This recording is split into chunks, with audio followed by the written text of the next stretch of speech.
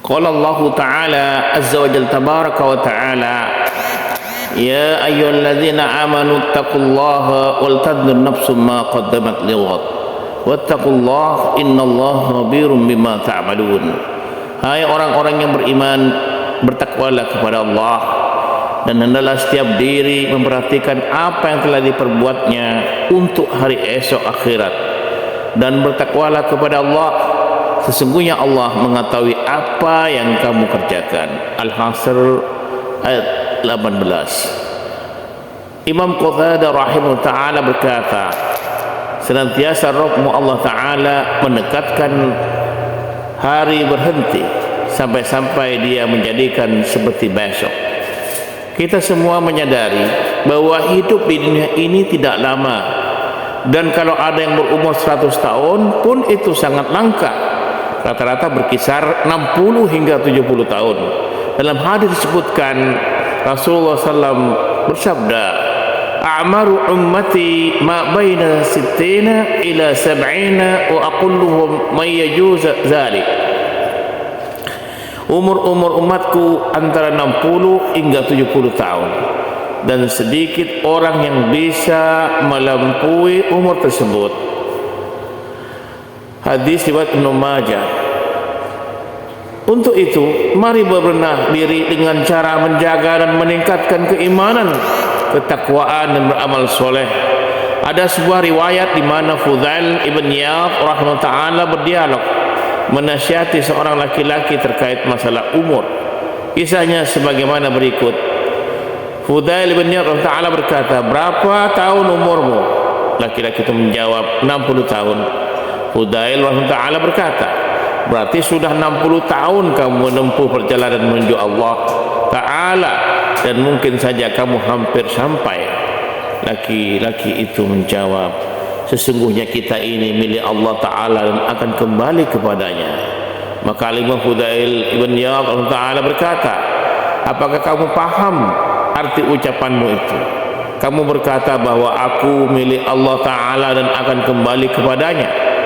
Dan barang siapa yang menyadari bahwa dia adalah hamba milik Allah Ta'ala dan akan kembali kepadanya, maka hendaknya dia mengetahui bahwa dia akan berdiri di hadapannya pada hari berhenti. Barang siapa yang mengetahui bahwa dia akan berdiri di hadapannya, maka hendaknya dia mengetahui bahwa dia akan dimintai pertanggungjawaban atas semua perbuatannya di dunia. Barang siapa yang mengetahui akan dimintai pertanggungjawabannya atas perbuatannya, maka hendaknya dia mempersiapkan penjelasan daripada laki-laki itu bertanya, lantas bagaimana caranya menyelamatkan diri ketika itu? Fudail bin Iyad Ta'ala menjawab, caranya mudah. Laki-laki itu bertanya lagi, apa itu? Al-Imam Fudail menjawab, tahsinu fima baqiya yughfaru laka ma madha wa ma baqiya fa innaka in asa'ta fima baqiya uhitta bima madha wa ma baqiya.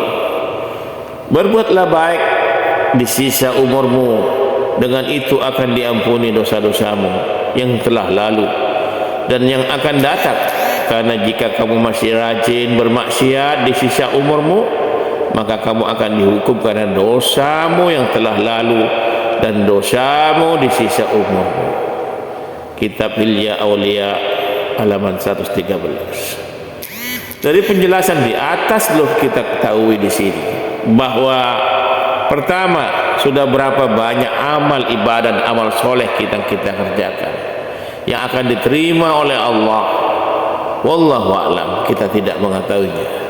Kedua, berapakah dosa yang kita perbuat yang telah diampuni oleh Allah? Wallahu a'lam, kita tidak tahu akan hal tersebut.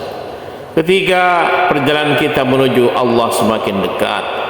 Perjalanannya ada pada dua keadaan, khauf yaitu rasa takut, dan roja mengharap.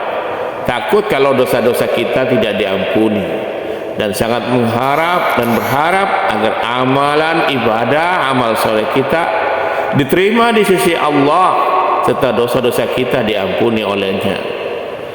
Keempat, larangan sombong dan ujub berbangga diri dengan amal yang telah kita perbuat, karena kita tidak tahu apakah amalan itu diterima oleh Allah atau tidak.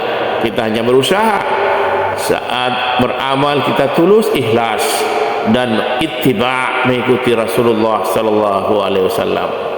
5, mari berbanyak bekal. Perbanyak bekal untuk hari esok akhirat dengan berusaha meningkatkan ketakwaan diri, istiqomah dan beribadah kepada Allah semata. Dan mari menjauhi kesirikan, karena dosa kesirikan dosa yang sangat besar dan tidak diampuni kalau dia tidak bertobat dan bukan mati syirik. Wallahu dan jauhi maksiat lainnya. Wallahu a'lam. Semoga bermanfaat. Subhanakallahumma wa bihamdika asyhadu an la ilaha illa anta astaghfiruka wa atubu ilaik.